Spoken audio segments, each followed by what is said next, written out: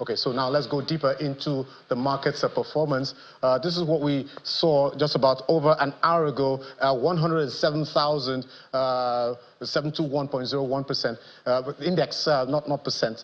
But that's a little bit higher when you compare it to the last close, which was 107,675.46 index point for the local bourse there. And we see that so far the month to date has been reduced from 3.2% to about 3%, while year to date, well, in the green, 4.61%. But that's also a reduction, no thanks to the impact of profit taking on the local bourse. But for the Johannesburg Stock Exchange, we also see that the intraday market numbers was down by 0.81%, 86,618.88. And for the other markets, EGX 30 and the Nairobi Stock Exchange closing in red. So the all-share index of Nigeria Stock Exchange was the only one struggling for gains, while the rest at intraday and for the close of Thursday, that's for the EGX and the Nairobi Stock Exchange all-share index, ended the day in the red.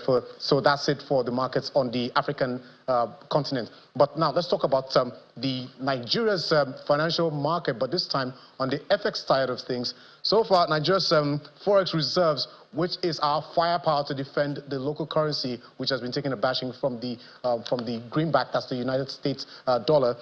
It has recorded about 33 consecutive days of decline. This is coming in the midst of CBN's intervention. So from the about $40.92 billion, it has reduced to about $38.58 billion.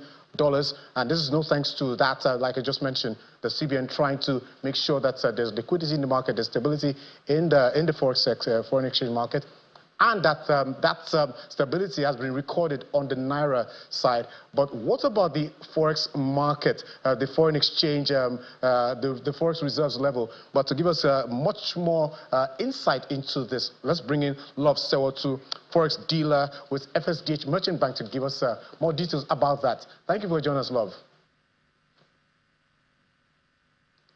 Thank you for having me. Good afternoon. Okay. So like you have mentioned, there's been a lot of stability in the FX market. The reserves, we've seen that the reserve grew as at December last year. It closed around 40.8 billion, which is like the largest we have seen in a while. And now, but right now it has dropped to about 38 billion, owing to the interventions that we've seen the CBN doing constantly since this year began, especially after the implementation of the BMAT system, and also the coupon payments. But I definitely think that this would grow, as time goes on, with the Dangote refinery boosting the reserves, saying that we're going to be having more, we're not going to be doing as much importation of oil as we used to do. And then we're going to be having to, because I mean, from the numbers, we see that Dangote can produce more than enough for the country and have excess for exports. And we've already started seeing those numbers, right? They started seeing, they had the first exportation of jet fuel this month. And with more of that, we'll see this reserve grow more and more in the year. And this stability is going to boost confidence of investors. And we've even seen that right now, and we see FPI flows coming to the market. Aside CBN intervention, which has boosted stability, we've also seen FPI flows coming to the market at over about 4 billion so far this year, right? And it's just a testament to the fact that there's been some level of stability recorded in the FX space.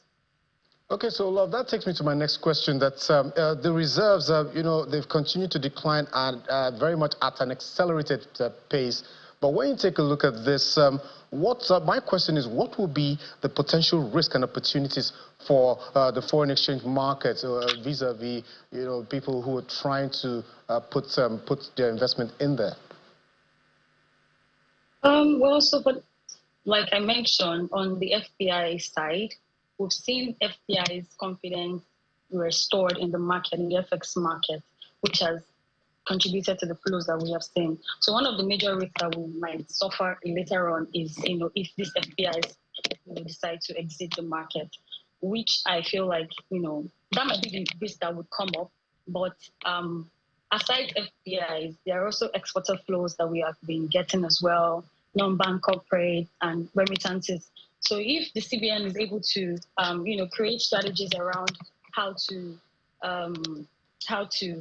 make create short channels for these flows to come into. So these funds are not coming into parallel markets, coming into the official space. We tend to see that the pressure on FX is going to reduce. We're already seeing now that parallel market and the official market, the gap has been, has closed up.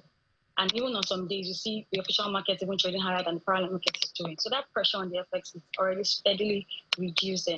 So for risk, what I see is, maybe eventually FPIs might be looking to exit, and there might be some pressure on the naira again for that. Okay, Love, I think we'll leave it there, but I just hope that that pressure on the naira does not come, because the naira is already over-pressured and undervalued. But thank you so much for your analysis and your time on the program. Thank you.